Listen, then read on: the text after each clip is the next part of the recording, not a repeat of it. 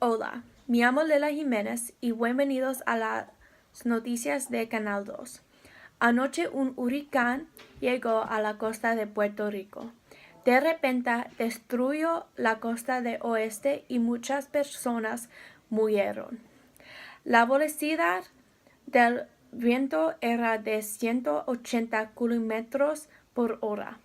Seguramente la locutora Hayley Cloutier con un vecino.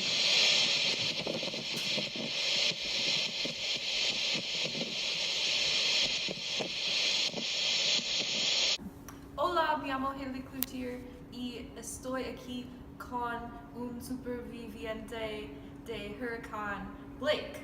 ¿Qué pasó en el huracán? Yo fui asustado. El huracán destruyó muchas casas. ¿Estaban heridos sus vecinos? No, pero muchas personas se murieron.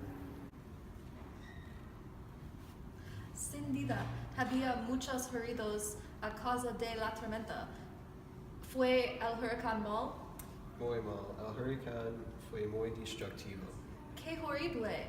¿Llamaste por teléfono por socorro? Sí, yo llamé por teléfono para socorro por mi familia y yo. Durante el huracán, ¿dónde fuiste? Yo fui a mi casa con mi familia.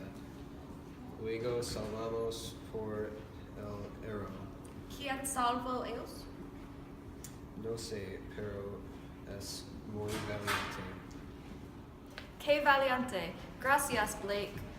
Ahora con Lela. Gracias, Hayley y Blake. Ay, Dios mío, un huracán es muy malo, pero afortunadamente para la gente de la Isla Verde, porque son muy generosos. Gracias por su tiempo y buenas noches.